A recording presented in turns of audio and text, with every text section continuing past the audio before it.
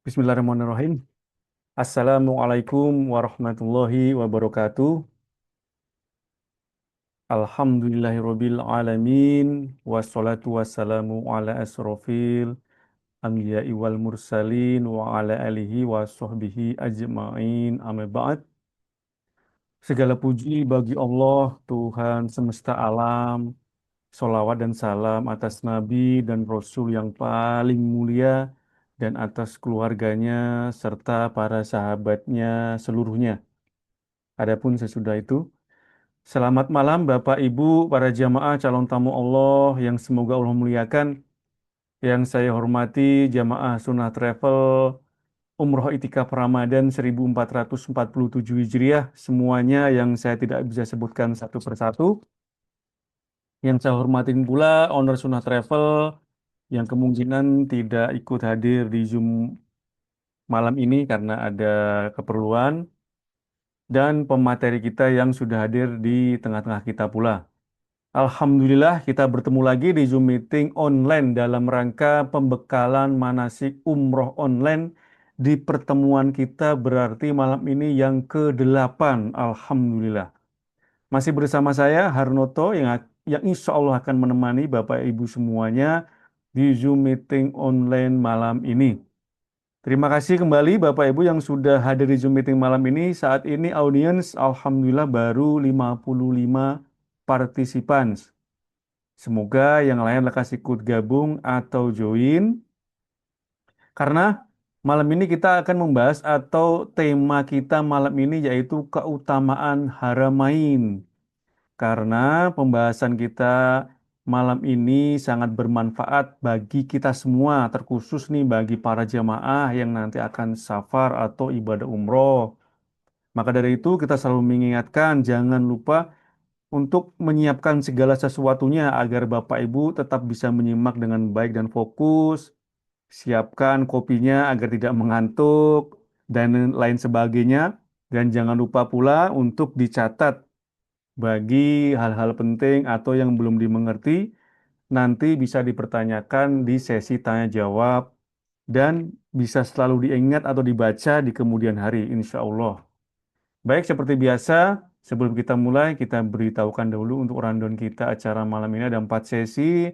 Sesi pertama jam 8.10 sampai jam 8.15 pembukaan moderator yaitu saya sendiri. Jam 8.15 sampai jam 9 kurang lebih kita berikan waktu 1 jam kurang untuk pemaparan materi keutamaan Haramain oleh Ustadz Ari Afriansah LC, Hafidahullah. Kemudian sesi ketiga jam 9 sampai jam 9.30 sesi tanya jawab. Tapi jika insya Allah Bapak Ibu para jamaah semuanya sudah mengerti, tidak ada yang ditanyakan, kita tutup lebih awal. Baik, itu pembuka dari saya. Tidak berlama-lama lagi, kita langsung saja ke pemateri kita malam ini, yaitu Ustadz Ari Afriansah, LC Hafidhullah, untuk langsung memaparkan materi keutamaan Haramain. Tafadhol Ustadz, Barakallahu fikum. Wa iyyakum Pak Harnoto, admin Berkah Hidayah Sunnah. Wa iyyakum barakallah. Suara saya terjelas ya Pak Harnoto? Terdengar, Alhamdulillah jelas. Alhamdulillah. Nah, bismillahirrahmanirrahim. Itu Pak Afan udah nunjuk tangan aja tuh. Mungkin Ada kemencet. Pak? Oh, Kemencet. sudah semangat duluan ini ya. Semangat. Insyaallah. Nah, bismillahirrahmanirrahim. Assalamualaikum warahmatullahi wabarakatuh. Waalaikumsalam. Innal hamdalillah nahmaduhu wa nasta'inuhu wa nastaghfiruh wa na'udzu billahi min shururi anfusina wa min sayyiati a'malina. Man yahdihillahu fala mudilla lahu wa man yudlil fala hadiya lahu. أشهد أن لا إله إلا الله وحده لا شريك له وأشهد أن محمدا عبده ورسوله لا نبي ولا رسول بعده. Para jamaah Berkah Hidayah Sunnah, calon jamaah umroh i'tikaf 1447 Hijriah, yang mudah-mudahan Allah Subhanahu wa taala memudahkan segala urusan kita. Semoga Allah Subhanahu wa taala memudahkan thalabul ilmi kita, dan mudah-mudahan Allah Subhanahu wa taala menyampaikan umur kita, menyampaikan umur kita untuk bisa bertemu dengan bulan Ramadan. Karena tidak terasa para jamaah Berkah Hidayah Sunnah rahimani wa rahimakumullah jami'ah, kita berada di 6 Sya'ban yang waktu begitu cepatnya berlalu, ya. Kemudian apa yang sudah kita berikan untuk di bulan Sya'ban ini, ya, terkadang kita lupa karena kebanyakan daripada ulama-ulama terdahulu terkadang di bulan Sya'ban itu adalah mereka malah menggiatkan dirinya untuk bisa memulai sedikit demi sedikit ibadah-ibadah mereka agar mereka bisa maksimal di bulan Ramadan, ya. Maka saya mengajak kepada jamaah iktikaf 1447 Hijriah, ya, karena waktu kita sebentar lagi akan bertemu dengan Ramadan. Pastinya saya mengajak kepada bapak-bapak dan ibu-ibu, teruslah berdoa, teruslah berdoa kepada Allah agar Allah Subhanahu wa taala memberikan kita kesehatan, memberikan kita umur, ya, umur yang panjang, dan kita bisa bertemu dengan bulan Ramadan. Karena para salafun saleh terdahulu, ya, tidak lepas selalu berdoa kepada Allah agar umurnya bisa disampaikan di bulan Ramadan. Nah, masyarakat muslimin jamaah berkah hidayah sunnah rahimani wa rahimahullah jami'ah. Izin berbagi PPT Pak Arnoto. Yap. Saya kira materi ini pada hakikatnya adalah materi yang jangan dianggap sesuatu yang sepele, ya, para jamaah berkah hidayah sunnah rahimahullah Allah yahfadukum jami'ah. Ya, terkadang kita tahu bahwa Mekah dan Madinah itu adalah kota-kota suci. Yang kita harus tahu apa sih yang ada di dalam Mekah dan Madinah itu, apa sih tempat-tempat yang mesti kita ziarahi, dan apa sih awal mulanya Mekah itu seperti apa, Madinah itu seperti apa. Ya. Hanya orang-orang yang bisa memahami adalah orang-orang yang dia semangat untuk lebih mengenal Mekah dan Madinah. Kalau kita lihat para jamaah yang dimuliakan Allah Subhanahu wa taala, kita bisa membedakan hal yastawil ladina ya'lamuna wal ladina la ya'lamun. Mana terkadang orang-orang yang mengetahui dengan orang-orang yang tidak mengetahui. Kebanyakan orang-orang, ya, dia hanya tahu Mekah dan Madinah itu di Arab Saudi. Bas, segitu saja. Ya. Mekah, Madinah di Arab aja. Tapi terkadang ada sebagian saudara-saudara kita yang tidak mau mengenal keutamaan Mekah dan Madinah, melainkan, lihat slide selanjutnya. Apa nih, Pak Harnoto, terlihat ya slide kedua ya? Terlihat, ini ada ya. Gua, ya kan? Safar Wadi Tasikmalaya. Ya, ini viralnya di tahun 2025 kemarin. Yang bisa tembus ke Mekah. Wow, luar biasa ya. Ada orang yang berbondong-bondong, saudara-saudara kita yang tanda kutip ya, mereka kalau kita bilang jahil. Ya. Jahil itu kalau kita bilang bodoh dalam agama. Mereka rela untuk bisa berjubel-jubel, beramai-ramai datang ke goa, pengen lihat, atau mungkin punya pemikiran juga kali ya, bahwa ketika dia masuk goa bisa sampai Mekah dan Madinah. Kayaknya Pak Harnoto, maskapai rugi ini untuk jamaah. Karena bisa sering kan nanti. Nah, makanya itu para jamaah yang dimuliakan Allah Subhanahu wa taala. Ada perkataan dari seorang ulama Ahlus Sunnah wal Jamaah. Ini bagus sekali. Ya. Ulama yang bernama Imam Sufyan bin Uyainah. Jadi Imam Sufyan itu ada dua. Yang pertama Sufyan bin Uyainah, yang kedua adalah Sufyan Ats-Tsauri. Ya. Beliau mengatakan, laisal aqilu alladhi ya'riful khair wa syarr. Orang yang cerdas, orang yang berakal itu bukanlah orang yang tahu ini baik, ini buruk. Tetapi kata beliau rahimahullahu taala, innamal aqilu alladhi idza ra'a hal khair ittaba'ahu. Sedangkan menurut Imam Sufyan bin Uyainah mengatakan, orang yang cerdas itu, orang yang berakal itu, ketika dia melihat kebaikan, maka dia akan ikuti. Maksudnya adalah ketika melihat dalil Al-Quran maupun sunnah Rasulullah ataupun sunnah para sahabat-sahabat Rasulullah Shallallahu Alaihi Wasallam yang itu kebaikan buat dirinya, maka dia ikuti. Wa idza ra'a syarr, ketika orang yang cerdas itu melihat keburukan, maka ijtanabahu, maka dia akan menjauhi keburukan tersebut. Nah, saudara-saudara kita yang di file kita ini, yang Bapak Ibu lihat, apakah mereka tahu bahwa ini baik atau buruk? Ya pastinya mereka mungkin mendapat ajaran-ajaran daripada ustadz-ustadznya yang memang tidak berpendirian kepada Al-Quran dan Sunnah Rasulullah SAW. Tapi kalau kita, alhamdulillah, kita ini orang yang cerdas, kita ini orang yang berakal. Makanya kata Syekhul Islam Ibnu Taimiyah rahimahullah taala, ahlus sunnah itu adalah a'lamun nas bil haqq.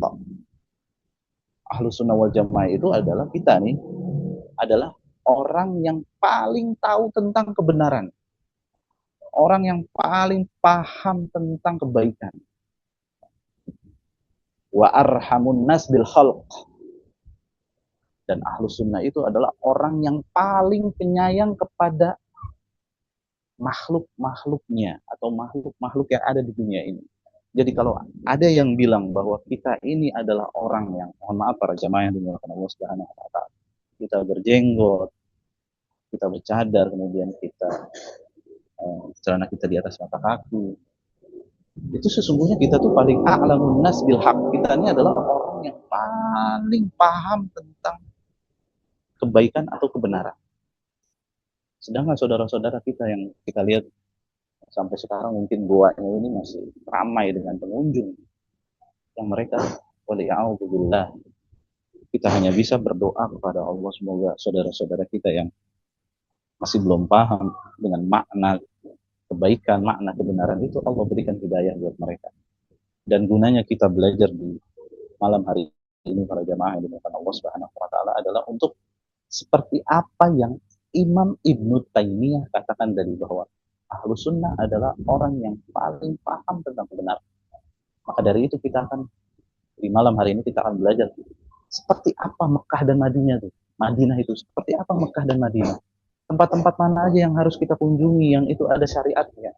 Tempat-tempat mana yang kita harus hindari yang bisa menimbulkan kebid'ahan, yang bisa kita jadikan naudzubillah kita cuma ke sana akhirnya menziarahi tempat-tempat yang dimana tidak ada dasarnya, kalau sekedar untuk mengetahui makna daripada perjalanan Rasulullah, tafadhol. Tapi kan kita kebanyakan orang-orang awam yang mereka sengaja datang naik ke Gua Hiro, naik ke Gua Sur, kemudian sholat di sana, tabaruk di sana. Nah, ini yang kita tidak inginkan.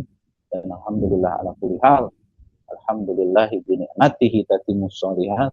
Bapak dan Ibu, alhamdulillah masih Allah berikan kemudahan.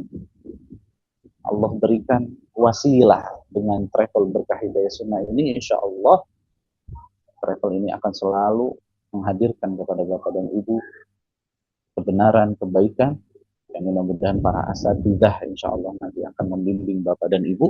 Mereka adalah orang-orang yang a'lamun nas bil haq wa arhamun nas bil khalq, orang yang paling paham tentang kebenaran dan orang yang paling penyayang kepada makhluk-makhluknya.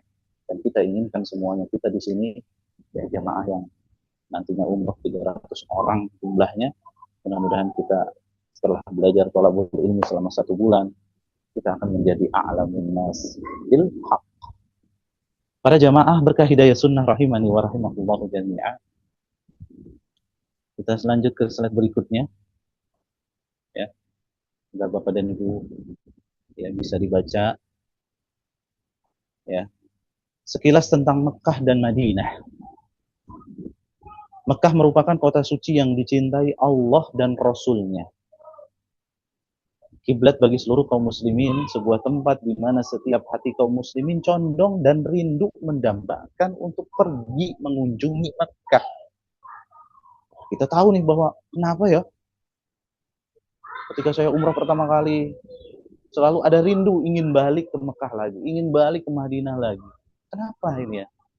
Rupanya para jamaah berkah hidayah sunnah rahimani wa rahimakumullah jami'ah, ini sudah termaktub sebagaimana ya dipanjatkan doa yang dipanjatkan oleh Nabi kita Khalilullah kekasih Allah Nabi Ibrahim.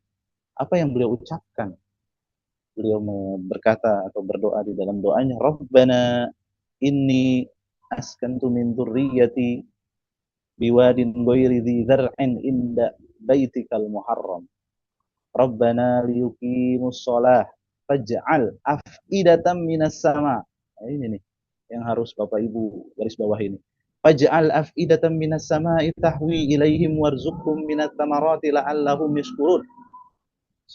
Ya Rob, ya Tuhan kami, sesungguhnya aku telah menempatkan sebagian keturunanku di lembah yang tidak mempunyai tanam-tanaman di dekat rumah Engkau Baitullah yang dihormati.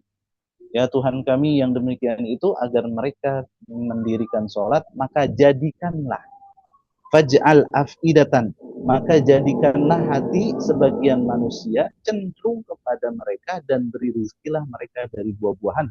Mudah-mudahan mereka bersyukur. Jadi ini nih yang bikin kita rindu.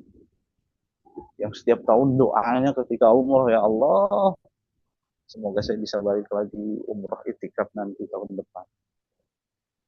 Ya Allah, mudah-mudahan saya bisa mengajak keluarga saya setiap tahun bisa ke Mekah dan Madinah. Jadi nggak ada orang-orang yang ketika sudah mengunjungi Mekah dan Madinah, kemudian hatinya itu tertutup bagi Mekah dan Madinah. Selebihnya, orang-orang akan rindu untuk bisa pergi lagi, bahkan kalau bisa tiap bulan lagi, bahkan bisa tiap tahun lagi untuk bisa mengunjungi Makkah. 6. Masyarul muslimin jamaah berkah hidayah sunnah rahimani wa rahimakumullah jami'ah. Ya, kota Makkah adalah kota yang suci. Tidak seperti kota-kota yang lain di atas muka bumi. Kota ini menyandang kemuliaan dan kehormatan yang tidak dimiliki oleh tempat lainnya.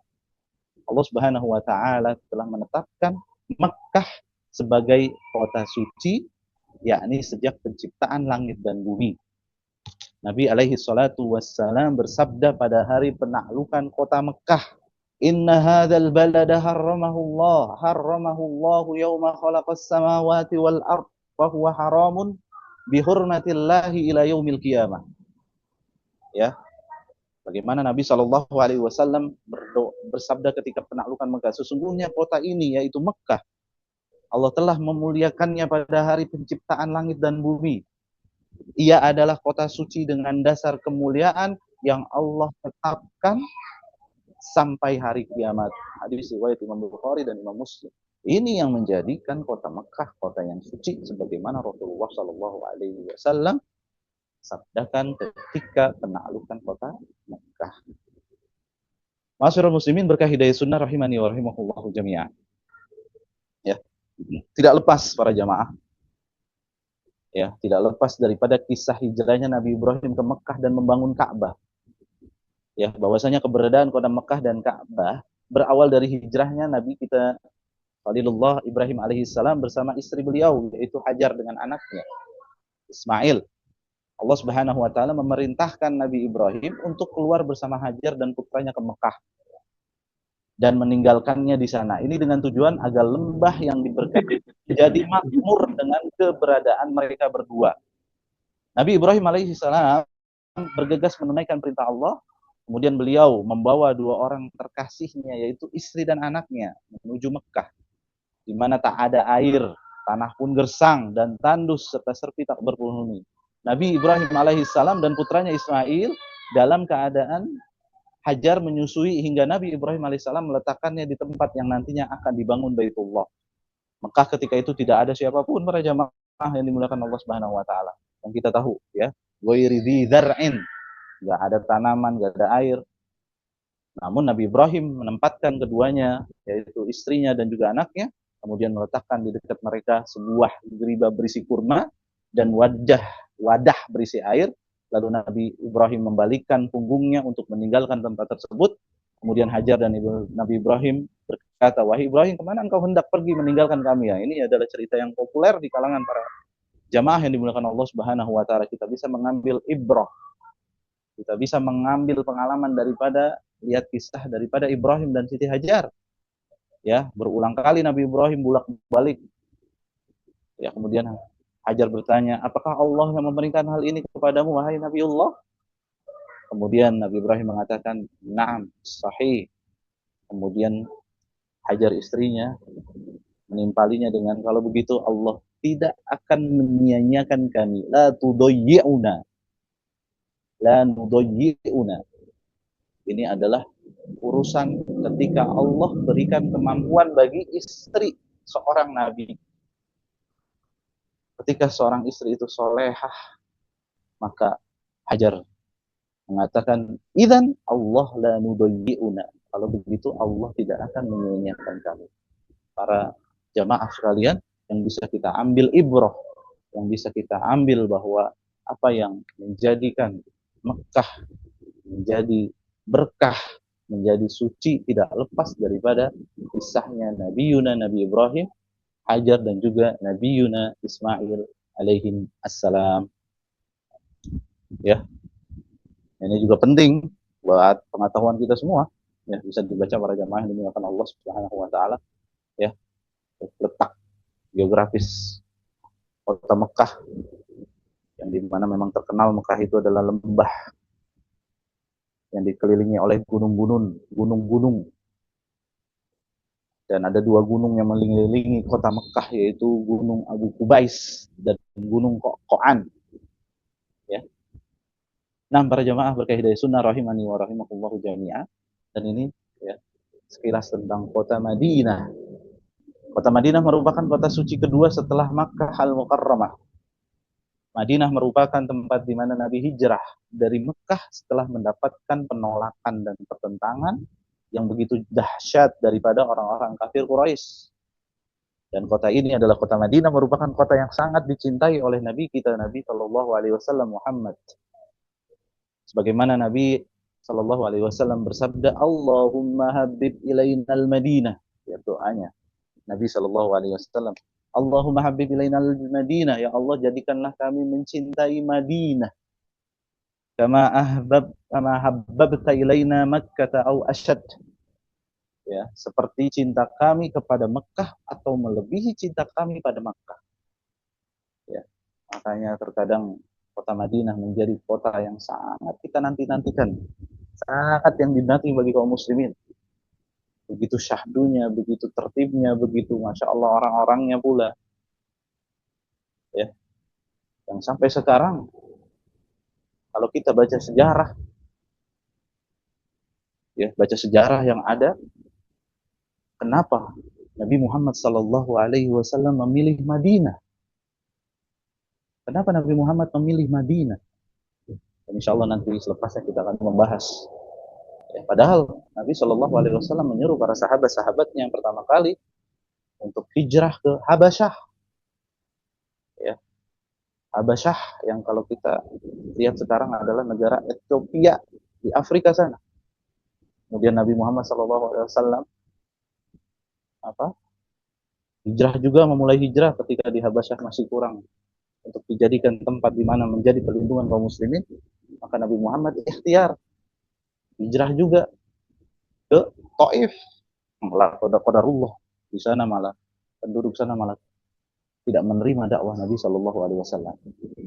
Ya, dan akhirnya Allah Subhanahu Wa Taala memberikan tempat yang lebih bagus daripada Habasyah, yang lebih keren daripada Taif, yaitu Madinah. Nah, masyarakat muslimin jamaah berkah hidayah sunnah rahimani wa rahimakumullah jami'ah. Ya. Nabi Muhammad SAW tinggal di Madinah selama 10 tahun. Ya. Di Mekah 13 tahun, di Madinah 10 tahun. Ya. Dan di Madinahnya pula Nabi SAW dikuburkan di rumah ibunda kita semua, yaitu Aisyah radhiyallahu taala anha. Di kota Madinah inilah setiap jengkal terdapat situs-situs bersejarah yang menunjukkan perjuangan dakwah Nabi. Batasan kota Madinah, yaitu batas selatan adalah Jabal Air, batas utara adalah Jabal Thur, dekat dengan Jabal Uhud. Batas timur adalah dekat dengan Harrah Syarqiyah. Batas barat adalah Harrah Gharbiyah.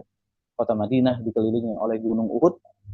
Ya, ada sekitar 161 tanda di berbagai penjuru Madinah yang dibuat oleh Kementerian Dalam Negeri Kerajaan Arab Saudi untuk menunjukkan batas daerah tanah haram dari kota Madinah, sehingga tanda tersebut bisa disaksikan ketika di darat maupun di udara.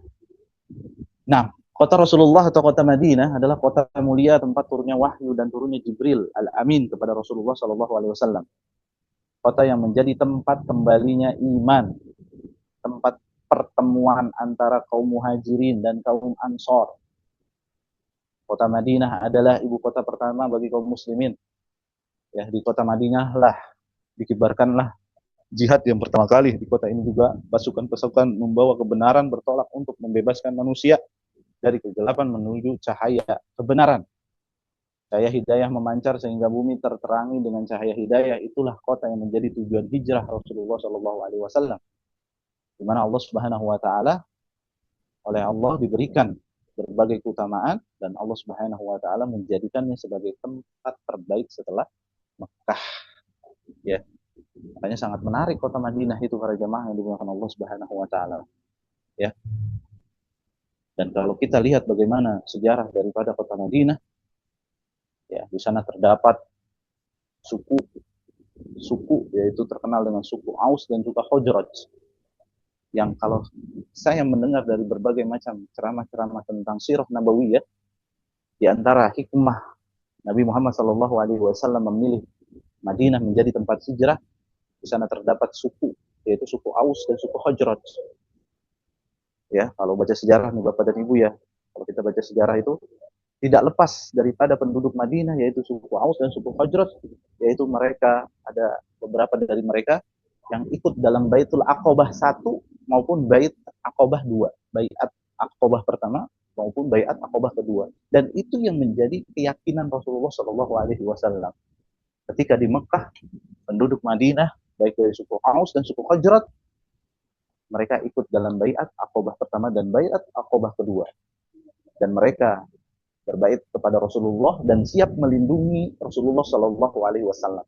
Dengan dakwahnya Rasulullah, dengan semangatnya Rasulullah meyakinkan mereka, yaitu suku Aus dan suku Khazraj yang di dalam Baitul Aqobah 1 maupun Baitul Aqobah 2, yang menjadikan mereka peduli, sayang kepada Rasulullah dan siap menjadi penduduk atau orang-orang yang akan membela dakwah Rasulullah SAW di kota Madinah. Akhirnya mereka pulang ke kota Madinah, menyebarkan Islam dan lain sebagainya.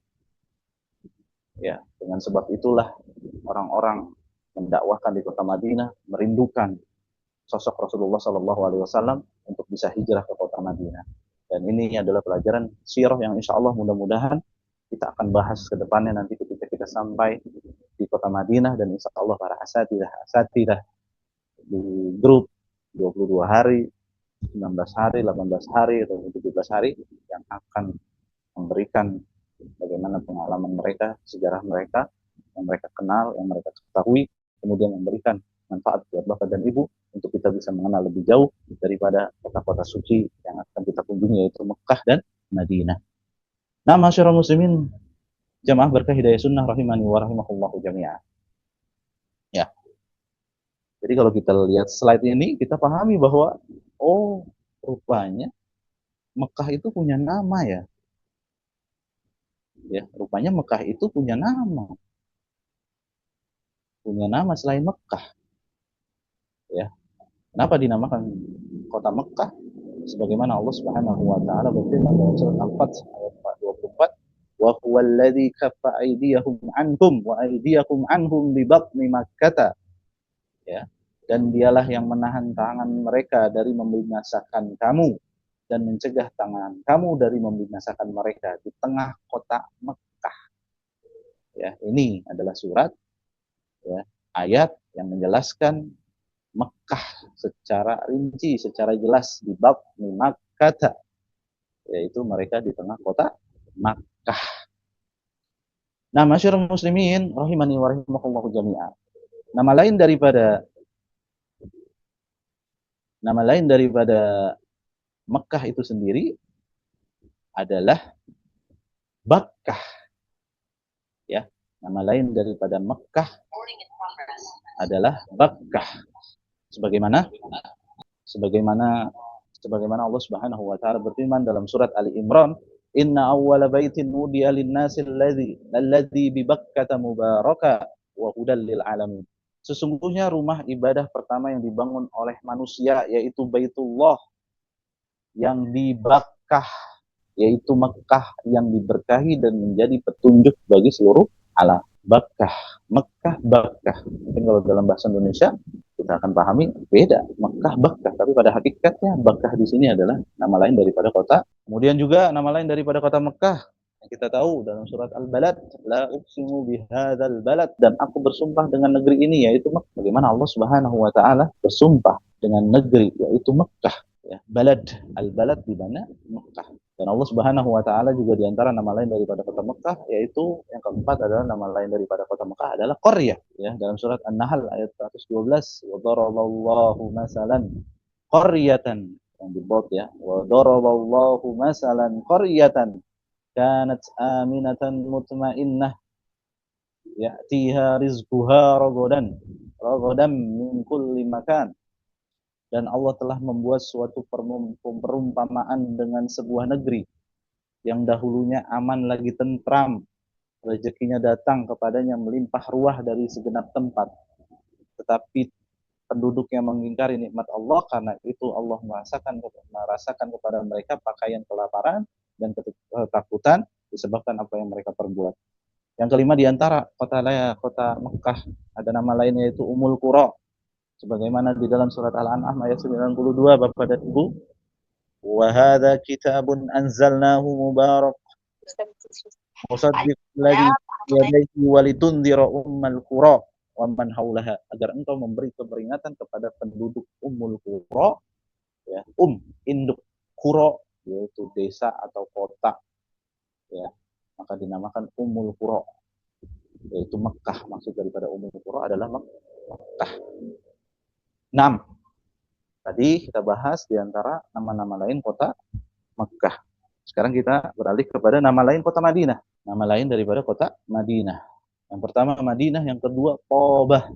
Rasulullah SAW bersabda, sesungguhnya Allah Subhanahu wa taala menamakannya Tobah. Tobah artinya baik atau suci. Karena kota Madinah membersihkan dari segala kesirikan. Itu yang kedua nama lain daripada kota Madinah. Yang ketiga para jemaah yang dimuliakan Allah Subhanahu wa taala, nama lain daripada kota Madinah yaitu Yathrib. Oke, tak. Ini nama yang pertama sebelum berubah menjadi Madinah. Yathrib, nama pendiri kota Yathrib pada waktu itu. Kemudian Nabi merubahnya menjadi Madinah karena makna daripada Yathrib itu hakikatnya adalah buruk, ya. Artinya celaan ataupun kerusakan. Maka Nabi SAW merubah yang tadinya kota Yathrib berubah menjadi kota Madinah atau Tobah. Ataupun nama-nama lain daripada kota Madinah. Nah, ini beberapa daripada sifat-sifat kota Madinah dan beberapa peristiwa-peristiwa besar yang terjadi. Di antara nama lain dari kota Madinah juga dari peristiwa ataupun sifat-sifat kota Madinah, Al-Mahbubah yang dicintai, Al-Qasimah, Darul Abrol, Darul Hijrah, Darussalam, Darul Mukhtarah, As-Salihah, Al-Fath, Darul Mustafa, Datul Harar, Al-Marhumah, Al-Khairah, Al-Syafi'ah, Al-Mubarakah, Al-Mu'minah, Al-Marzuqah, dan Al-Munawwarah. Madinatul Munawwarah, terang, bercahaya. 6. Jamaah berkah hidayah sunnah rahimani wa rahimahullahu jami'ah. Kita lanjut kepada keutamaan kota Mekah.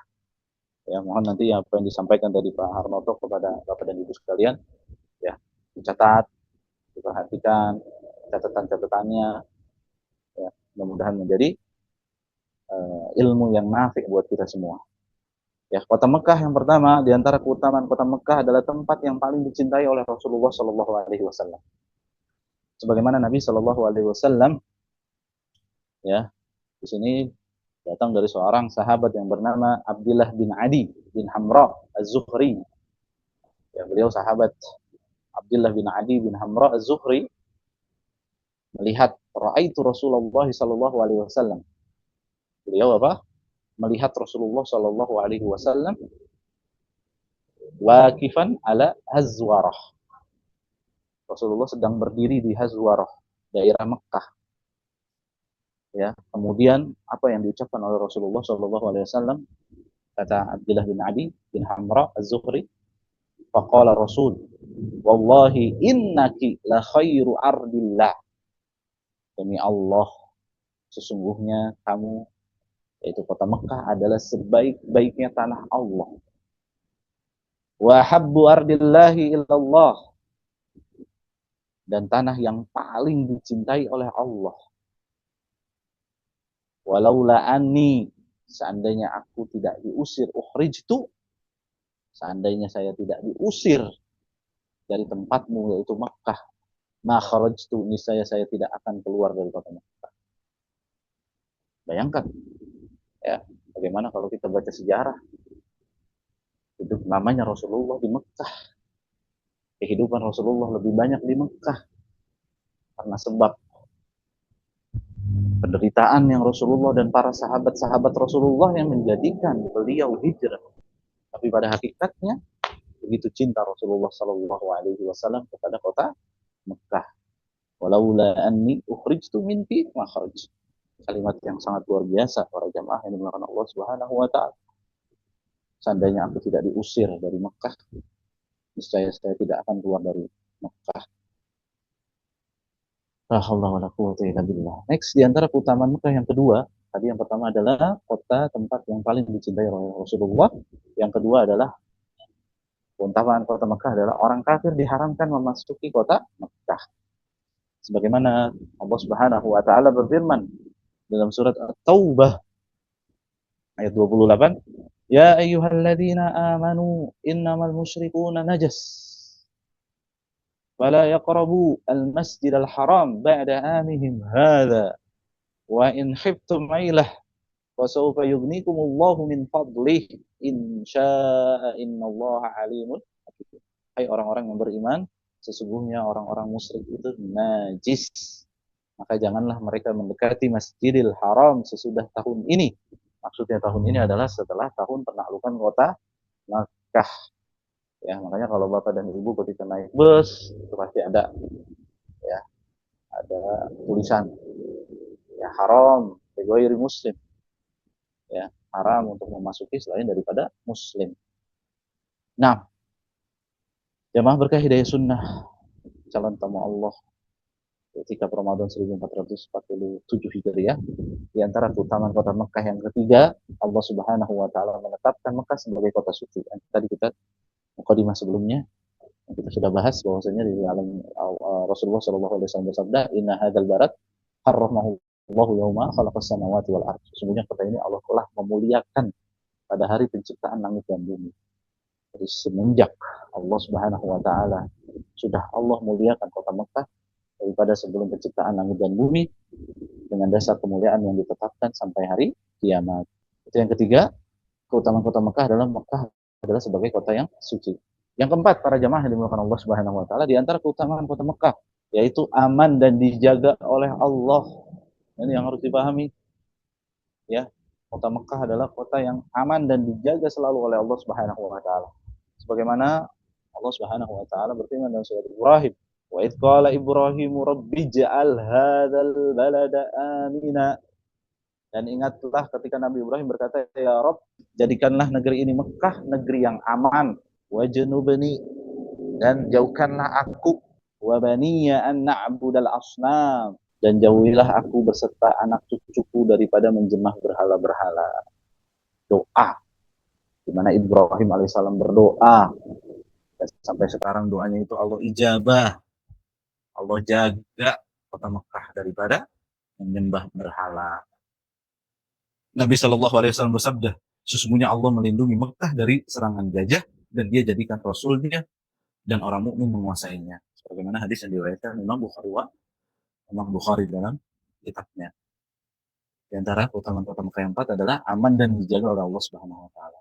Yang kelima, nah ini menjadi motivasi kita bersama. Saya yakin setiap orang ada keyakinan selalu berkeyakinan dalam hatinya. Ini yang menjadi semangatnya. Ya, tidak bisa masjid-masjid di seluruh dunia ini bisa menandingi daripada kota Mekah, khususnya di Masjidil Haram yang berada di Mekah. Mendapatkan derajat nilai yang sangat tinggi bagi mereka yang sholat di Masjidil Haram dengan pahala yaitu 100.000, sebagaimana Rasulullah SAW bersabda, "Sholatun fi Masjidil Harami afdalu min mi'ati alafin." Satu sholat di Masjidil Haram mi'ati alfin sholatin fi masiwa. Satu sholat di Masjidil Haram lebih utama dibandingkan 100.000 sholat di tempat lainnya. Ya, begitu pula masjid-masjid yang berada dalam batas tanah haram, kendati pun tidak mendapatkan fadilah pahala sebesar sebagaimana tertera dalam hadis, tetapi sholat di dalamnya lebih afdal. Terkadang kan kita ya nantinya ketika i'tikaf ya, ada jamaah yang memang qadarullah sakit, terkadang ingin mendapatkan fadilah daripada tanah haram ya, atau capek, akhirnya sholat di sekitar musola atau masjid-masjid yang ada di tempat kita nginep nanti. Di hotel-hotel itu ada masjid yang memang dipakai juga oleh kaum muslimin di situ untuk sholat 5 waktu. Nah, barakallahu fikum, jemaah yang dimuliakan Allah Subhanahu wa taala, di antara keutamaan kota Mekah yang keenam, dilarang berbuat maksiat. Di kota Mekah siapapun dilarang berbuat maksiat. Ya, perbuatan maksiat di kota Mekah dosanya sangat besar daripada di tempat lain. Kota ini suci. Kota ini sudah didoakan oleh Nabi Ibrahim, sudah didoakan juga oleh Nabi Muhammad. Kota yang dicintai oleh Nabi Ibrahim, kota yang dicintai oleh Nabi kita Nabi Muhammad SAW. Tapi sebaliknya, ada sebagian orang-orang yang ketika di kota Mekah, na'udzubillah, melakukan perbuatan maksiat, dan ini harus kita hindari. Ya, tidak ada koma lagi, nggak koma, nggak titik, harus kita tinggalkan perbuatan maksiat. Ya, sebagaimana Allah Subhanahu wa taala berfirman, "Innal ladzina kafaru wa yasudduna an sabilillah wal masjidil haram alladzi ja'alnahu linnas sawa'an al-'akifu fihi wal bad wa man yurid fihi bi ilhadin bi dzulmin." Kalimat ini, "Wa man yurid fihi bi ilhadin wa bi dzulmin nudzikhu min adzabin alim." Ya. Sesungguhnya orang-orang kafir yang menghalangi manusia dari jalan Allah dan Masjidil Haram yang telah kami jadikan untuk semua manusia, baik yang bermukim di situ maupun di padang pasir, dan siapa yang bermaksud di dalamnya melakukan kejahatan, ya, yang bermaksud melakukan kejahatan secara zalim, niscaya akan kami rasakan kepadanya sebahagiaan siksa yang pedih. Ya, orang yang berbuat maksiat di kota Mekah, maka tunggu nanti bagaimana Allah Subhanahu wa taala akan menyiksa baginya, yaitu dengan siksaannya. Tadi naudzubillah summa naudzubillah. Keutamaan kota Mekah yang ketujuh, tanah haram, yaitu Mekah tidak akan dimasuki oleh Dajjal. Ya, Dajjal akan muncul dari Asbahan dan akan menelusuri seluruh muka bumi. Tidak ada satupun negeri melainkan Dajjal yang akan berkunjung ke negeri tersebut, kecuali yang dikecualikan oleh Allah, yaitu Mekah wal Madinah, karena di sana Mekah dan Madinah terdapat malaikat yang menjaga dua kota suci tersebut. Ya, Dajjal tidak akan memasuki keduanya hingga akhir zaman, dan tidak akan memasuki 4 masjid sebagaimana di sini disebutkan bahwa Rasulullah SAW bersabda, Dajjal tidak akan memasuki 4 masjid, yaitu Ka'bah, Masjidil Haram, Masjidil Rasul, Masjid Nabawi, Masjidil Aqsa, dan Masjid Al-Qur. Hadis riwayat Imam Ahmad dan disahihkan oleh Imam Su'aib Al-Arnud, dan hadis ini adalah hadis sahih. Nah, jadi ada 7 keutamaan kota Mekah. Mudah-mudahan Bapak dan Ibu bisa mencatat bagaimana kenapa Mekah menjadi kota yang suci dan memiliki keutamaan. Itu yang kami sampaikan di keutamaan kota Mekah. Next, yaitu keutamaan kota Madinah, para jemaah yang dimuliakan Allah Subhanahu wa taala. Ya. Di antara keutamaan kota Madinah adalah Allah Subhanahu wa taala telah menjadikan sebagai kota yang haram dan aman. Nabi Shallallahu alaihi wasallam bersabda, ya, hadis riwayat Imam Muslim, bahwa Rasulullah Shallallahu alaihi wasallam bersabda, sesungguhnya Nabi Ibrahim menjadikan kota Mekah sebagai kota haram. Dan sesungguhnya aku menjadikan Madinah sebagai kota yang haram juga. Ya, itu yang pertama. Jadi kenapa kota Madinah menjadi kota yang haram dan aman?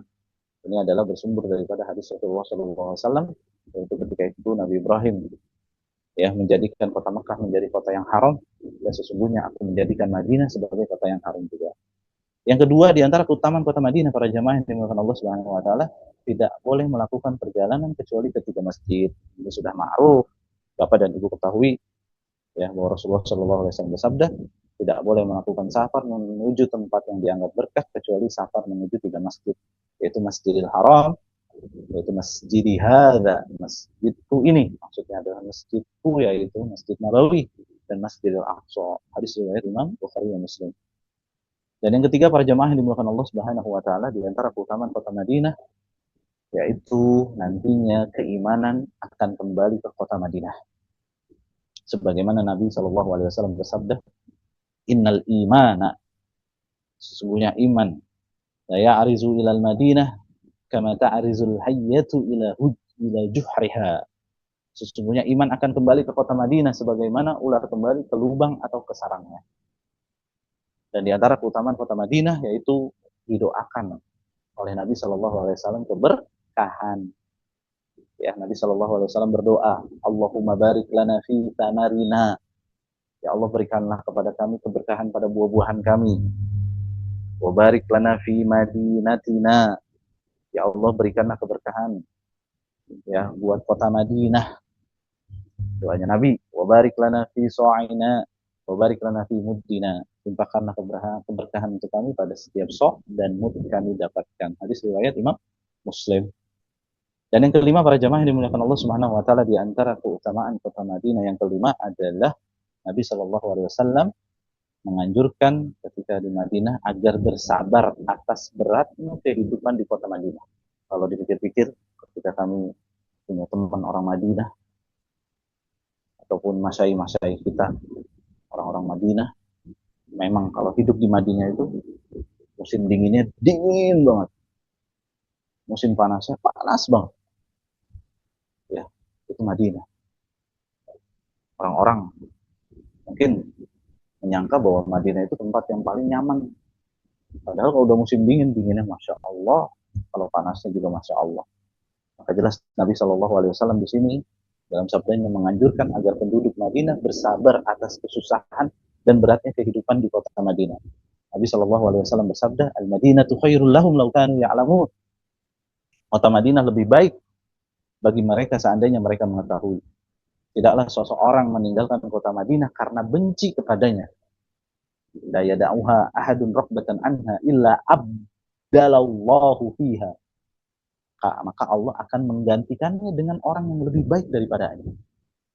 Wala yasbutu ahadun, dan tidaklah seseorang tetap tegar pada kesusahan dan kesulitan kota Madinah. Apa kata Rasulullah? Kabar gembiranya, illa kuntu lahu syafi'an au syahidan yaumal qiyamah. Niscaya aku akan menjadi saksi dan pemberi syafaat baginya pada hari kiamat. La haula wala quwata illa billah. Subhanallah. Ya, ini menjadi keinginan kita bersama. Kalau Allah berikan kemudahan buat kita ketika kita berada di Madinah. Makanya ada dalam kitab-kitab hadis itu bab keutamaan bagi mereka yang meninggal di Madinah. Begitu dahsyatnya orang-orang berniat ya bisa meninggal di kota Madinah. Nah, next keutamaan kota Madinah yang keenam, balasan amal dilipat gandakan. Nabi Shallallahu alaihi wasallam menjelaskan betapa agungnya kota Madinah dan betapa bahayanya membuat kebid'ahan di kota Madinah. Wow, Masya Allah. Bahaya sekali orang-orang yang melakukan kebid'ahan di kota Madinah. Dan yang kita tahu, biasanya kalau bapak-bapak ibu-ibu lagi umroh tuh ya sekarang alhamdulillah ya di sekitaran Madinah khususnya kuburan Baqi itu kan, Insya Allah kalau ada orang-orang Iran, orang-orang Irak, ketika mereka berziarah ke kuburan-kuburan yang menurut pro sahabat-sahabat yang pro menurut mereka, lakukan kebid'ahan di dalamnya, maka ini menjadi peringatan buat kita semua. Nabi Shallallahu Alaihi Wasallam menyebutkan hal ini ketika menjelaskan keharaman kota Madinah. Beliau Shallallahu Alaihi Wasallam bersabda, Al-Madinatu haramun ma bainal airi ila tauri. Kota Madinah adalah haram, suci, yakni daerah antara air dan atur. Maka barang siapa yang berbuat kejahatan di dalamnya, faman ahdasa fiha hadatsan au awa muhdisan, ya, barang siapa yang berbuat kejahatan di dalamnya atau berniat hendak melakukan kejahatan di dalamnya, ya, niscaya Allah akan melaknat, ya, niscaya laknat Allah, para malaikat, dan laknat seluruh manusia akan tertimpa kepadanya. Ya, maksudnya man ahdatsa fiha hadatsan, membuat kebid'ahan, membuat kejahatan kebid'ahan di dalamnya, au awamuh bisan, atau melindungi orang-orang yang melakukan kebid'ahan, maka laknat Allah, para malaikat, dan laknat seluruh manusia akan tertimpa kepadanya. Allah tidak akan menerima darinya pada hari kiamat amalan wajib ataupun amalan sunnah. Allahu akbar. La quwwata illa billah. Nah, para jemaah yang dimuliakan Allah Subhanahu wa taala, di antara keutamaan kota Madinah yang keenam adalah tidak akan dimasuki penyakit taun. Ya. Nabi sallallahu alaihi wasallam bersabda, "Al-aqabil madinati malaikah, la yadkhuluha at-taun wala dajjal." Setiap tembok atau batas kota Madinah ada malaikat. Kota Madinah tidak akan bisa dimasuki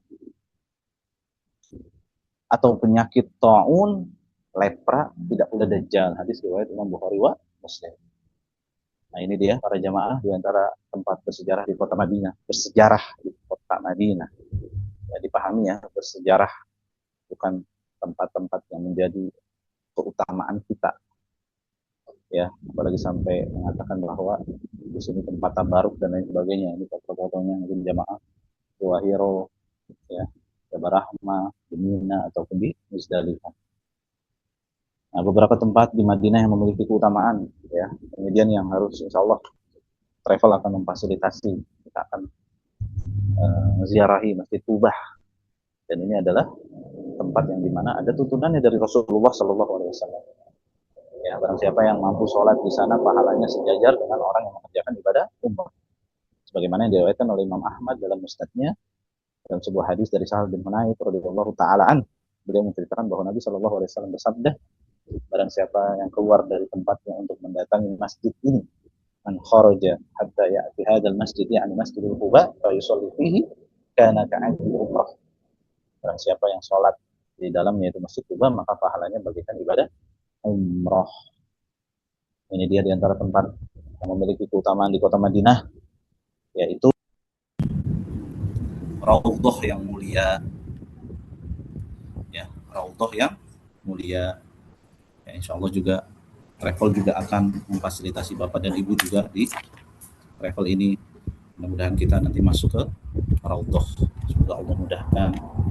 Semoga Allah mudahkan kita untuk bisa sholat di Raudhah, kemudian berdoa di dalamnya. Gunung Uhud juga, ya, memiliki keutamaan, kita bisa menziarahi makam para sahabat Rasulullah di medan Uhud. Di antaranya sahabat senior yaitu Hamzah bin Abdul Muttalib, dan juga 10 sahabat yang lainnya di sana.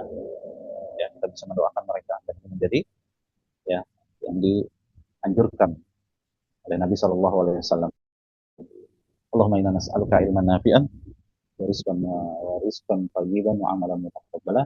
Jazakumullahu khairan. Semoga kita semuanya untuk bisa selalu menuntut ilmu, dan semoga Allah menjadikan ilmu yang kita pelajari menjadi ilmu yang nafi', ilmu yang bermanfaat buat kita semua. Barakallahu fiikum. Nah, jemaah yang dimuliakan Allah Subhanahu wa taala, mungkin ini saja yang bisa dipaparkan oleh saya. Mudah-mudahan Allah Subhanahu wa taala memberikan kemudahan buat kita, dan mudah-mudahan apa yang kita pelajari dicatat oleh Allah Subhanahu wa taala menjadi amal kebaikan. Barakallahu fiikum. Tafadhol Pak Harmonto. Baik, syukuran Ustaz. Jazakallahu khair atas penjelasannya tentang materi keutamaan Haramain. Dan alhamdulillah sesi berikutnya yaitu sesi tanya jawab ya, Bapak Ibu semuanya. Jika ada yang ingin bertanya langsung kepada Ustadz, bisa open mic, tapi dengan menekan tombol raise hand terlebih dahulu. Karena di kolom chat sudah ada, kita bacakan terlebih dahulu di kolom chat. Masih ada waktu sekitar kurang lebih 10 menit. Pertanyaan pertama dari Ibu Sukarni. Ini ada 3 pertanyaan dari pertanyaan pertama dahulu. Apakah melakukan kebaikan di tanah suci mendapat pahala berlipat sebagaimana pahala sholat? Ustadz Arif, atau? Nah, barakallahu fiikum. Kalau kita melihat daripada hadis-hadis Rasulullah Shallallahu Alaihi Wasallam, Ibu Sukarni, ya, bahwa tempat-tempat yang disucikan oleh Allah dan Rasulnya, yaitu Mekah wal Madinah, ya, berkaitan dengan kebaikan yang kita lakukan di kota suci, ya, apalagi ya kita nanti berada di Mekah juga Madinah, Madinah yang Madinah mungkin yang program 22 hari, 19 hari itu pastinya landing di Madinah dulu ya pastinya. Dan itu jatuhnya di bulan puasa, masih di bulan puasa. Maka ketika seseorang melakukan kebaikan di bulan puasa, Allah Subhanahu wa taala akan melipat gandakan kebaikan tersebut. Ya, akan melipatkan kebaikan tersebut khususnya di bulan Ramadan. Puasanya, sholatnya, dan lain sebagainya. Sedekahnya itu akan Allah balas karena Allah Subhanahu wa taala dalam hadis-hadis yang sahih diriwayatkan oleh para sahabat Rasulullah dan para imam Bukhari wa Muslim, ya, kita seseorang melakukan kebaikan di bulan Ramadan, Allah akan membalas kebaikannya berlipat-lipat ganda. Terlebih kepada, ya, kalau kita baca literasi yang di dalam hadis Rasulullah yang memang termaktub kebaikan itu di dalam di kota Mekah maupun Madinah, yaitu terdapat daripada yaitu sholat di Masjidil Haram 100.000 pahala, sholat di Masjid Nabawi 1.000 pahala. Ya, ketika berbuat kebaikan di kota suci, pastinya Allah Subhanahu wa taala akan memberikan pahala seperti apa yang dia berikan kepada orang-orang yang membutuhkan. Maka dari itu, perihal kebaikan pastinya Allah akan melipatkan kebaikan. Bila misalnya ini atin, ya, setiap kebaikan itu kan pasti akan dibalas sama Allah, ya, 700 kali lipat. Dan ini yang harus kita pahami, ya, insya Allah akan berlipat ganda juga. Tapi terlebih kepada Mekah dan Madinah yang memang kita tahu bahwa di dalam hadis Rasulullah ini adalah sholat, yaitu di Masjidil Haram. Makanya yang perlu kita pahami para jamaah yang dimuliakan Allah Subhanahu wa taala ini sekedar menambahkan, mengingatkan pula, ya. Ya, kalau saya lihat di grup itu Ustaz Abdul Haq tuh sebagai owner kita men-share video ketika Syekh Sudes ditanya apakah dibolehkan dalam satu perjalanan melakukan umroh berkali-kali. Akhirnya Syekh Sudes hafizahullah taala mengatakan sebagaimana hadis Rasulullah SAW, Rasulullah kalau umroh itu hanya sekali jalan, tidak berkali-kali dalam satu perjalanan. Intinya daripada itu Syekh Sudes mengatakan bahwa jangan sampai kita melalaikan daripada sholat di Masjidil Haram, khususnya di Mekah. Ya, dan ingat orang untuk pergi ke Mikot, Masjid Aisyah, ya, banyak tuh keutamaan-keutamaan yang akhirnya ditinggalkan. Padahal bisa tawaf sunnah lebih afdol, sholat di sana pahalanya lebih baik. Ini sekedar mengingatkan para jamaah yang dimuliakan Allah Subhanahu wa taala. Allah taala alam bisawab. 6. Ya, baik. Syukur Ustaz atas jawabannya. Kita lanjut ke pertanyaan kedua.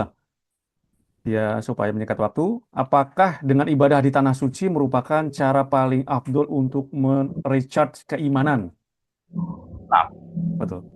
nah, Bu Sukarni, sebenarnya ibadah yang kita lakukan ketika kita di tanah suci, nggak tahu kenapa ya, terkadang yang tadinya kita mungkin ibadah di Indonesia malas, tapi ketika di Mekah atau Madinah sebelum azan aja kita udah sampai di masjid, nggak mau menyia-nyiakan waktu, apalagi kalau udah ke masjidnya itu apa namanya, ke masjidnya itu nggak mau kalau seandainya azan berkumandang, sebelum azan jam 2 jam 3 itu udah di masjid. Dan ini pasti, dan sebagian daripada kita juga ketika memang kita berada di Mekah dan Madinah itu akan tercipta yang namanya apa ya, ngisi keimanan kita. Makanya saya pernah dengar salah satu ustadz senior saya itu, di antara seseorang diterima ibadah umrohnya, di antara seseorang, terkadang kita kan didoain sama saudara-saudara kita, yang mudah-mudahan umrohnya makbulah, kemudian hajinya mabrur dan lain sebagainya. Nah, definisi daripada ulama itu, maksud dari umrohnya diterima, hajinya mabrur, adalah bagaimana seseorang itu ketika dia umroh, selesai umroh, ataupun ketika selesai haji, yang apa ya, amalannya itu bisa continue dengan apa yang sudah dilakukan di Mekah dan Madinah. Bukan hanya di Mekah dan Madinah saja dia beribadah dengan sebaik-baiknya ibadah, tapi ketika dia pulang, Allah mudahkan bagi dia untuk bisa beramal soleh, melakukan kebaikan sesuai dengan apa yang dia lakukan di Mekah dan Madinah, maupun umroh dan haji. Itu perlu dipahami. Di antara umroh kita diterima, haji kita mabrur, ada sinkronisasi, ada sesuatu yang ala hubungannya itu. Tidak akhirnya kita hanya punya ibadah saja di Mekah Madinah semangat, pas sampai Indonesia malah nggak semangat. Berarti itu tidak menimbulkan haji kita mabrur ataupun umroh kita makbulah. Allah Ta'ala alam. Pada Ya, Pak. baik, Bro Ustaz. Lanjut ke pertanyaan yang ketiga. Mohon doa-doa yang bisa dilafalkan agar selalu dipanggil Allah ke tanah suci dan mendapat umroh mabrurah. Jazakallahu Masya Allah. khairan. Aduh. Oh, Allah Ta'ala alam di suami. Saya belum menemukan doanya nih Pak. Ibu ya, Ya, Pak Sukarni ya. ya Ibu Sukarni. Iya, doa yang maktub, yang masuk daripada Rasulullah Shallallahu Alaihi Wasallam. Mungkin nanti bisa ditanyakan sama Ustadz yang lainnya ketika nanti kita di offline, ya. Adakah doa yang Ya, memang yang masuk untuk syariat kan, agar kita bisa pergi tiap tahun.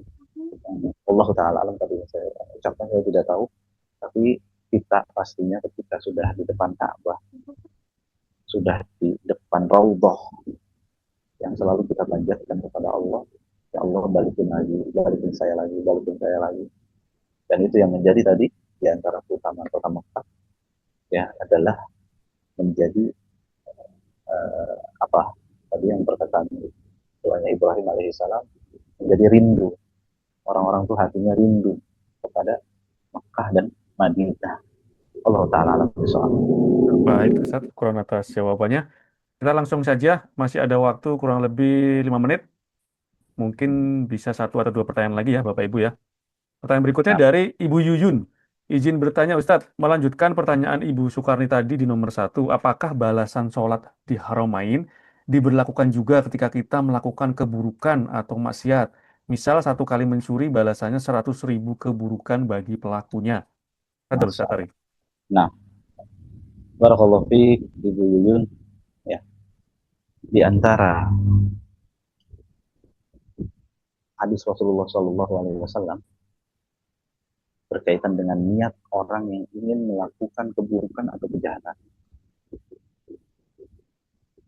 atau dia punya niat untuk melakukan kebaikan. Rasulullah Shallallahu Alaihi Wasallam bersabda, barang siapa man awal, barang siapa seorang muslim, seorang mukmin yang dia berniat untuk melakukan kebaikan, kemudian dia tidak melakukan, ya, tidak melakukan amalan kebaikan tersebut, ya, Allah akan mencatat kebaikan buat dia. Baliknya, ketika dia ingin melakukan kebaikan, niat untuk melakukan kebaikan, kemudian dilakukan kebaikan tersebut, Allah akan melipat gandakan kebaikan atau pahala buat dia. Sebaliknya, seorang hamba ketika dia melakukan atau ingin niat melakukan keburukan, keburukan tersebut yang tadinya tidak ada niat kemudian tidak dilakukan, maka Allah Subhanahu wa taala akan mencatat baginya adalah kebaikan yang sempurna. Ya, bahkan tidak dicatat keburukan gitu. Maksudnya tidak dicatat keburukan buat dia. Mohon maaf. Maksudnya ketika dia punya niat melakukan keburukan, kemudian keburukan tersebut akhirnya tidak dikerjakan, maka tidak dicatat keburukan bagi hamba tersebut. Sebaliknya, kalau dia niat untuk melakukan keburukan, kemudian keburukan tersebut dilakukan, maka Allah berikan ya ganjaran atau dosa satu kali keburukan. Jadi bentuk daripada kerahmatan Allah Subhanahu wa taala, Allah Maha Rahim, Allah Maha Rahman, ya. Ketika orang melakukan kebaikan, itu baru niat saja itu ditulis sempurna kebaikan buat dia. Tapi kalau dia berniat untuk melakukan kebaikan kemudian tidak dilakukan, malah tidak dicatat keburukan tersebut. Tapi dia niat kemudian melakukan, Allah berikan satu keburukan buat dia. Nah, berbicara tentang pertanyaan tadi Ibu Yuyun, apakah balasan sholat di Haramain dilakukan juga ketika kita melakukan keburukan maksiat di Masjidil atau di Mekah dan Madinah? Kembali lagi kepada slide yang tadi saya sebutkan, ya kan? Jangan sampai kita melakukan keburukan atau kemaksiatan di dalam kota Mekah ataupun kota Madinah yang menjadikan sesuatu buat kita itu akhirnya jatuh kepada kita. Dan berbicara tentang 100.000 kemaksiatan, sampai sekarang juga saya tidak menemukan bahwa Allah akan memberikan 100.000 keburukan buat dia. Pastinya tadi pada hadis yang sebelumnya saya sebutkan bahwa di antara rahmat Allah Subhanahu wa taala ketika dia melakukan keburukan, maka Allah akan catat keburukan buat dia. Ya, tapi kalau berbicara tentang apakah akan seperti sholat jadi 100.000, Allah taala alam bisawab. Nah, Ya, baik. Syukran Ustadz. Jazakallahu khair atas jawabannya. Semoga pertanyaan dari Ibu Yuyun sudah terjawab. Kita satu lagi Ustadz ya, nggak apa-apa ya? Fadal. Satu lagi aja ya Bapak Ibu ya, karena waktu sudah menunjukkan 9:30 ya. Kita berikan bonus pertanyaan satu lagi, kita bacakan. Dari Ibu Dinar, Ustadz izin bertanya, Allah menjadikan Makkah dan Madinah sebagai tempat yang aman. Namun sebagaimana kita ketahui, ada calo mencium Hajar Aswad yang setelahnya mematok harga yang tinggi tanpa sepengetahuan jamaah sebelumnya. Ada teman kecopetan ketika sholat dan perbuatan buruk lainnya. Bagaimana terkait hal ini Ustadz? Fadol Ustadz Arif. Itu dina, barakallahu fiik. Jadi perlu dipahami para jamaah berkah hidayah sunnah rahimani wa rahimakumullah jami'an.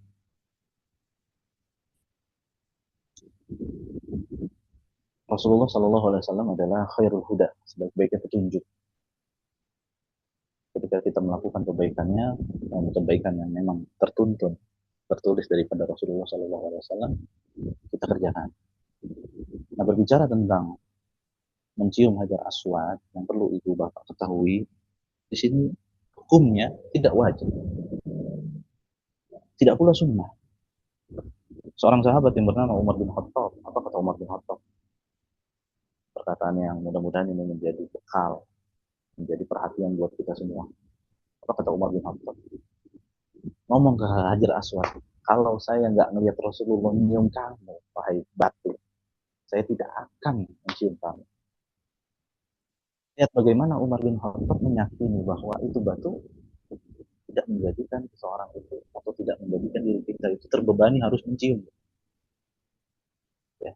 Apalagi nanti ketika kita toa, ya, bagaimana Rasulullah SAW, kemudian para sahabat, kemudian para ulama-ulama sunnah yang lainnya, kan banyak tuh kutuah, step by stepnya disunahkan mencium, nggak bisa mencium, pegang, nggak bisa dipegang disyaratkan.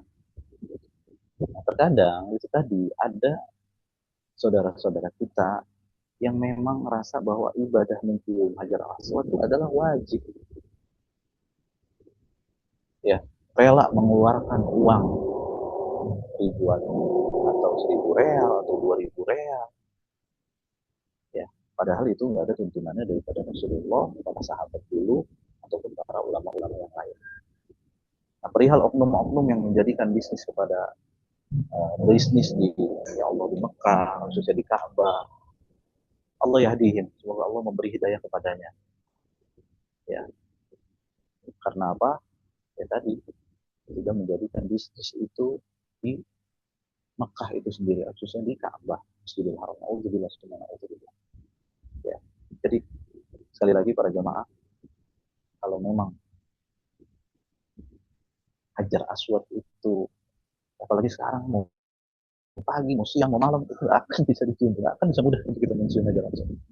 Ya, sebagai pedoman lah bagaimana Umar bin Khattab, seorang sahabat yang dicintai oleh Rasulullah, Umar Al-Faruq, Umar yang paling tahu tentang kebenaran, bisa membedakan antara hak dan batil, mengatakan demikian, saya ini tahu kamu ini batu, kalau saya tidak melihat Rasulullah mencium, saya tidak akan mencium. Allah taala alam bisawab. Nah, berkaitan dengan tadi apa kecopetan ketika sholat berjamaah dulu, bagaimana terkaitannya dengan kecopetan ya, itu dia Pak Bu ya, mengingatkan juga kepada bapak dan ibu sekalian ya, makanya kan nanti diingatkan sama kita sama pembimbing maupun mutawif, kita umroh ketika lagi itikaf, barang-barang berharga jangan sampai dibawa ya, apalagi bawa uang banyak, dan insya Allah kita juga akan menghandle ketika sampai di Mekah atau Madinah, paspor-paspor bapak dan ibu itu akan disimpan oleh pembimbing atau mutawif ya. Tadi saya bilang banyak oknum yang memang mengambil kesempatan di kota suci Mekah dan Madinah. Ada teman saya, ya, ironis sekali ya, qadarullah masya Allah, dia bawa paspor, ketika dia bawa paspor ke Masjidil Haram Mekah, dia tertidur, rupanya ada orang India atau Pakistan, saya lupa di tahun berapa ya, udah lama ya, 2014 atau 2015. Dia tidur, kemudian tasnya itu terbuka, ditaruh di dadanya. Gak taunya orang Pakistan dan India itu membuka tasnya, kemudian paspornya diambil. Ketika dia bangun dari tidurnya ngelihat paspor yang nggak ada, kaget. Dan bagus ya, teman saya itu paspornya itu ditulis nomor handphonenya. Akhirnya beberapa menit kemudian ditelepon sama orang Pakistan atau India, saya lupa. Kamu nyari paspor kamu ya? Ini sama saya. Ibaratnya dia jadi ngambil keuntungan juga. Ini saya nemuin paspor kamu. Kalau mau janjian di mana, bayar berapa? Kalau nggak bayar sekian, saya nggak akan ngasih paspor kamu. Padahal dia nyolong paspor itu. Padahal dia mencuri paspor itu. Tapi dijadikan oleh oknum-oknum kaum muslimin. Insya Allah nggak takut dengan azab Allah, siksa Allah. Malah dijadikan bisnis. Paspor itu akhirnya mau nggak mau, karena paspor kita kan kalau di luar negeri nyawa kita kedua bapak dan ibu ya, kita nggak ada paspor, alhamdulillah kan ngurus-ngurusnya lebih lama lagi. Makanya ya, terkait copet dan lain sebagainya, walaupun kita tempat Mekah Madinah itu adalah kota suci, tapi tetap membab ya, di antara bab untuk sabit jaroi, menjaga-jaga gitu ya, agar kita tidak kehilangan. Maka hal-hal yang bersifat barang-barang berharga insya Allah taruh di tempat-tempat yang alam Allah Ta'ala alam bisa. Syukur Pak Harnoto ya, mungkin pertanyaan-pertanyaan yang lain bisa nanti Baik, digabungin atau di ya. grup dijawab sama para asatidz. Barakallahu. Barakallahu. Syukran Ustaz. Masya Allah, jazakallah khairan atas penjelasannya, atas jawabannya. Kami mohon maaf Bapak Ibu jamaah semuanya tidak bisa membacakan semua pertanyaannya, mungkin di lain waktu atau bisa bertanya di grup ya Bapak Ibu jamaah sekalian, karena menyangkut waktu. Sebelum kami tutup, Ustadz Arya Friansah ada closing statement atau cukup? Cukup Pak Cukup, baik. Harnoto. Nah, Baik, kalau begitu kita tutup Bapak Ibu jamaah Sunnah Travel yang semoga Allah muliakan. Terima kasih semuanya Bapak Ibu, kakak-kakak semuanya yang sudah ikut hadir di Zoom meeting dari awal sampai akhir. Semoga pemaparan materi atau tema kita malam ini yaitu keutamaan Haramain oleh Ustadz Ari Afriansah LC, Hafidhullah, bisa bermanfaat untuk kita semua. Semoga jamaah semuanya Allah berikan kemudahan dan kesehatan sampai nanti berangkat ibadah umroh sampai selesai dan kembali ke tanah air. Sampai bertemu kembali di manasik offline ya Bapak Ibu jamaah semua sekalian, yaitu di hari Sabtu depan di tanggal 31 Januari, waktunya jam 8 sampai kurang lebih jam 14.30. Serta ada pelaksanaan juga suntik vaksin bagi yang mendaftar dan berlokasi di ruang auditorium Masjid Al-Barkah Cilengsi Bogor dengan banyak tema dan faedah ilmu yang bisa kita ambil tentunya dan dengan pemateri asatidzah pembimbing insya Allah. Dan kami mengingatkan dan tadi juga ada pesan dari Onur Sunnah Travel bahwa para jamaah nanti yang manasik jangan lupa membawa paspornya. Baik, kami pamit undur diri. Mohon maaf jika ada salah kata atau ucapan. Kita tutup dengan doa kafaratul majelis. Subhanakallahumma wa bihamdika asyhadu an la ilaha illa anta astaghfiruka wa atubu ilaik. Wassalamualaikum warahmatullahi wabarakatuh. Barakallahu fikum. Waalaikumsalam warahmatullahi wabarakatuh. Syukran Harnoto. Ustadz, syukran Ustadz, jazakumullah khairan atas kesehatan para jamaah sekalian. Izin tutup ya, Bapak Ibu. Sampai bertemu kembali di manasik offline ya, Sabtu depan jangan lupa Bapak Ibu ya. Insya Allah.